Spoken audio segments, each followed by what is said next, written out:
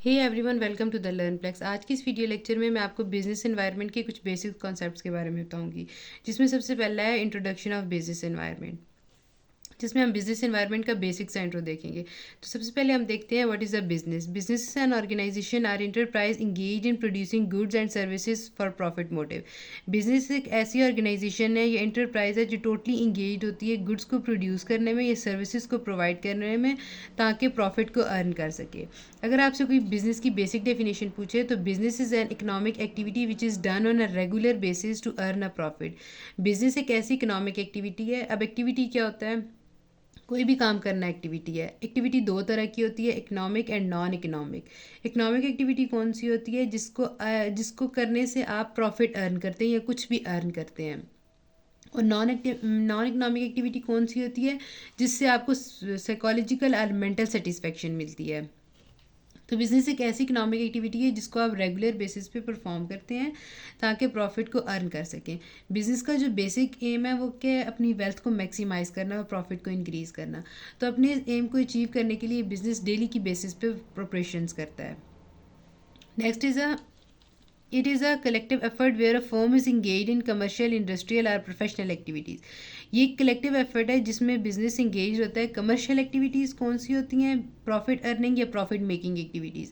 Industrial activities कौन सी होती हैं? मैन्युफैक्चरिंग सेक्टर, जिसमें आप रॉ मटेरियल्स को डालते हैं मशीनरी में, उन्हें ट्रांसफॉर्म करते हैं फिनिश गुड्स में और मार्केट में जाके सेल आउट करते हैं। इसे आप सेकेंडरी सेक्टर भी कहते हैं। एंड नेक्स्ट है प्रोफेशनल एक्टिविटीज़। प्रोफेशनल कौन सी होती हैं? जो डॉक्टर्स, लॉयर्स, एडवोकेट्स जो अपने फंक्शंस के लिए फ़ी चार्ज करते हैं। तो इनकी कलेक्टिव एफर्ट इन्वॉल्व होती है बिजनेस के अंदर डेली ऑपरेशंस को करने के लिए। The main aim of a business is to satisfy the needs of a business. Business का मेन एम क्या है या बेसिक मकसद क्या है? कि वो कस्टमर्स की नीड्स को सेटिस्फाई कर सके। देखें, सोसाइटी से बिजनेस है और सोसाइटी के लोगों के लिए बिजनेस है। बिजनेस क्या करता है? सोसाइटी की रिसोर्सेज को यूज़ करता है और सोसाइटी के लोगों को बेनिफिट देता है।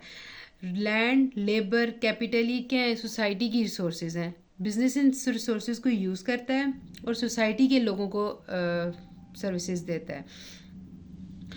तो बिजनेस का जो मेन मकसद है वो कस्टमर्स की नीड्स को सेटिस्फाई करना होता है। The success of every business is depends on adapting itself to the environment with which it function. किसी भी बिजनेस की सक्सेस किस चीज़ पे डिपेंड करती है? नंबर फर्स्ट इज़ कि वो किस एनवायरनमेंट में फंक्शन कर रहा है, एंड सेकेंड इज़ क्या वो एनवायरनमेंट कंडीशंस को अडेप्ट कर रहा है या नहीं। जिस तरह रिसेंट लॉकडाउन था कोविड-19 की वजह से, उसमें क्या हुआ है? सारे बिजनेसेस बंद हो गए हैं, शट डाउन हो गया सब कुछ। तो जिन बिजनेसेस या रेस्टोरेंट्स या शॉप मार्केट्स ने खुद को ट्रांसफॉर्म किया और फिज़िकल सर्विसेज के साथ साथ ऑनलाइन सर्विसेज भी प्रोवाइड करने लग गया है, उसका क्या हुआ है? वो ग्रो कर गया। लेकिन जिन बिजनेसेस ने खुद को ट्रांसफॉर्म नहीं किया और अपनी एक्टिविटीज़ को ऑनलाइन लेवल तक नहीं लेके गया, उसने क्या किया? उसके बिज़नेस शट डाउन हो गए, उसके बिज़नेस बंद हो गए हैं। तो कहने का मकसद ये है कि अब बिज़नेस ख़ुद को मार्केट कंडीशन में ट्रांसफॉर्म करे ताकि वो ग्रो कर सके। जैसे for example, with the change in government policies the business needs to adapt itself with the new policies.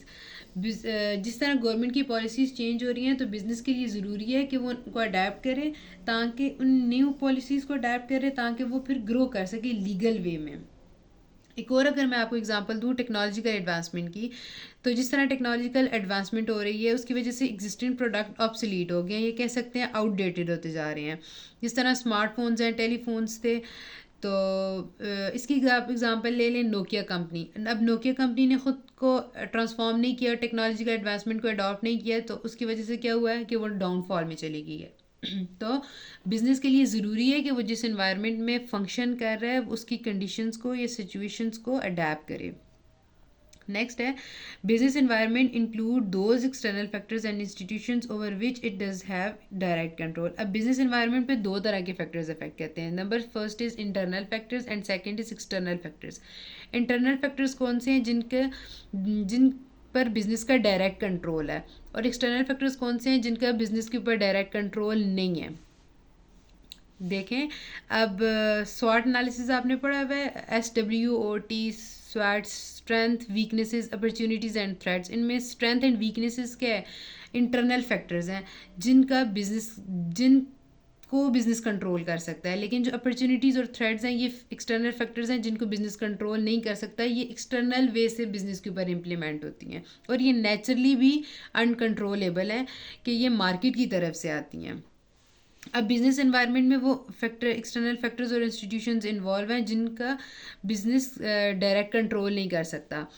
तो these factors affect the functions of business directly and indirectly. अब ये फैक्टर्स बिजनेस ऑर्गेनाइजेशंस के function को directly और indirectly दोनों वे में affect करते हैं। इंटरनल फैक्टर्स कौन से होते हैं? Customers, competitors, suppliers, government, social, political, legal and technological factors, ये सारे क्या इंटरनल फैक्टर्स हैं। एक्सटर्नल फैक्टर्स कौन से हैं?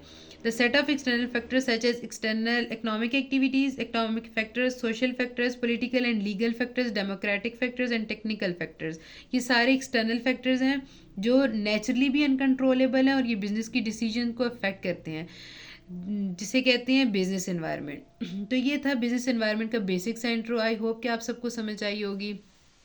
नेक्स्ट